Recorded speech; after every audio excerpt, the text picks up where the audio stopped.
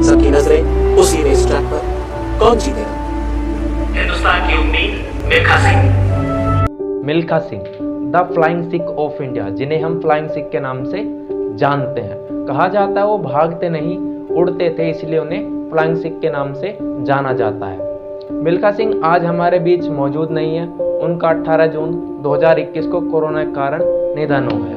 तो आइए जानते हैं मिल्खा सिंह की इंस्पिरेशनल लाइफ स्टोरी के बारे में और कुछ ऐसे अमेजिंग फैक्ट जिनके बारे में शायद ही आप लोग जानते होंगे। Hi, I am Abhishek Sharma. Welcome to your channel learn best. यदि आपको हमारी वीडियोस अच्छी लगती हैं, हेल्पफुल लगती हैं, तो आप हमारी सपोर्ट करने के लिए हमारे चैनल को सब्सक्राइब करें। तो आइए जानते हैं मिल्खा सिंह की इंस्पिरेशनल स्टोरी के बारे में। मिल्खा सिंह का जन्म 29 नवंबर 1929 को लियालपुर में हुआ। लियालपुर पहले भारत का हिस्सा हुआ करता था, भारत पाकिस्तान के पार्टीशन से पहले। भारत और पाकिस्तान के बंटवारे पार्टीशन के बाद लियालपुर पाकिस्तान का हिस्सा बन गया। मिल्खा सिंह के पिता एक इज्जतदार किसान थे। कुछ कंडीशन ऐसी बन गई कि भारत पाकिस्तान के पार्टीशन के बाद दंगे का विवाद उत्पन्न हो गया। दंगे होने शुरू हो गए। भारत के लोग पाकिस्तान आने लगे, पाकिस्तान के लोग भारत जाने लगे। मिल्खा सिंह के पिता पाकिस्तान छोड़ना नहीं चाहते थे, क्योंकि वो अपनी खेती से बहुत प्यार करते थे। वो अपनी खेती को नहीं छोड़ना चाहते थे। मिल्खा सिंह के सामने उनके परिवार और माता पिता को मार दिया गया। मिल्खा सिंह के पिता के अंतिम शब्द थे कि भाग मिल्खा भाग।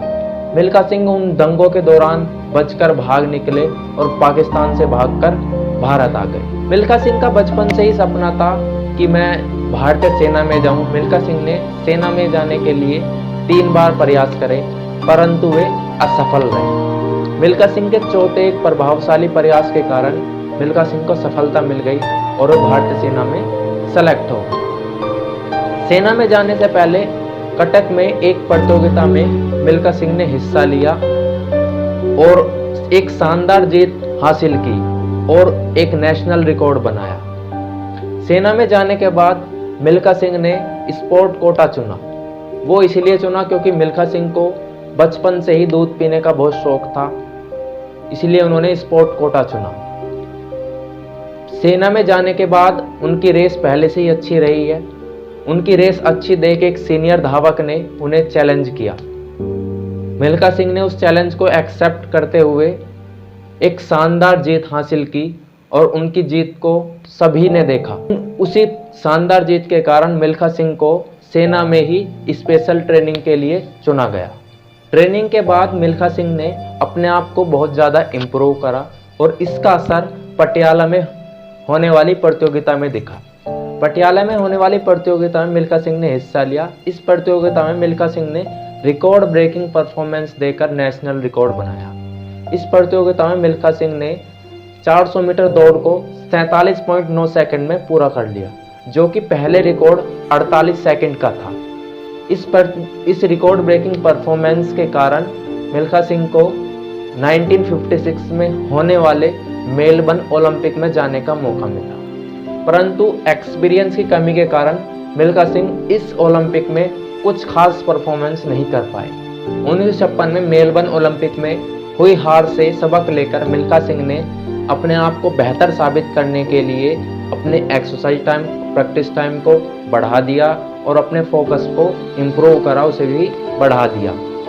मिल्खा सिंह ने साल 1958 में एशियन गेम्स में 400 मीटर दौड़ में गोल्ड मेडल अपने नाम किए और 1958 में ही मिल्खा सिंह ने कॉमनवेल्थ गेम में 400 मीटर दौड़ में एक और गोल्ड मेडल अपने नाम किया। मिल्खा सिंह ने कॉमनवेल्थ गेम्स में पाकिस्तान के अब्दुल हामिद को हराकर एक शानदार जीत हासिल की। मिल्खा सिंह को दोबारा 1960 में होने वाले रोम ओलंपिक में जाने का मौका मिला।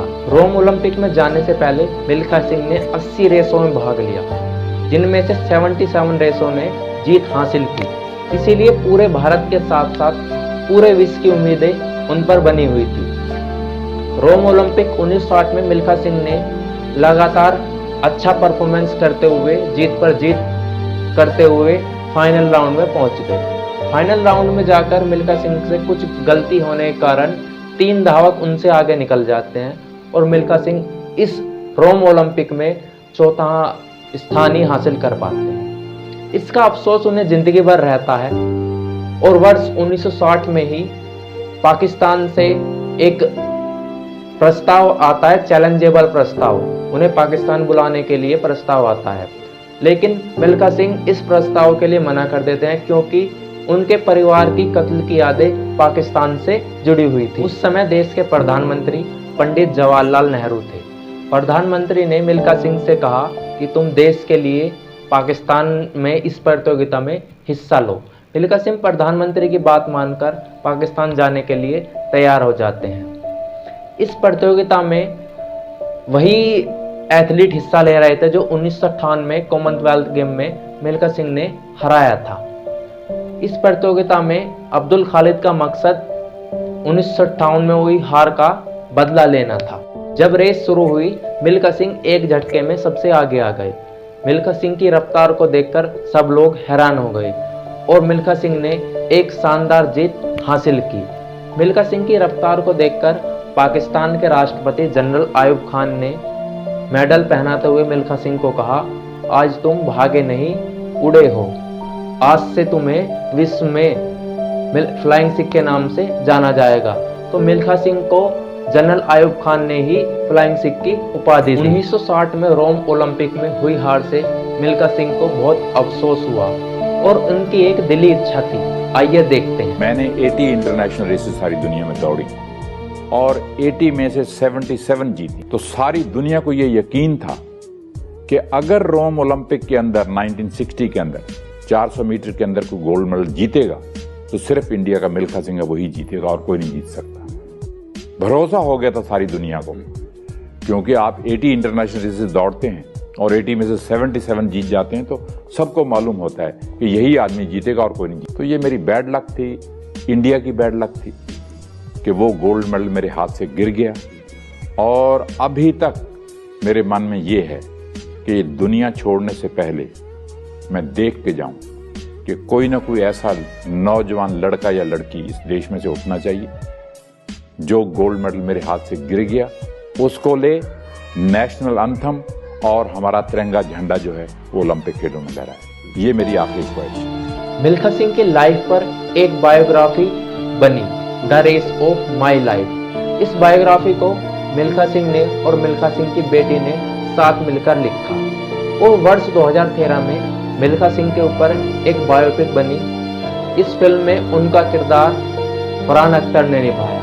इस फिल्म की स्टोरी बताने के लिए मिल्खा सिंह ने डायरेक्टर ओम प्रकाश मेहरा को ₹1 चार्ज करा।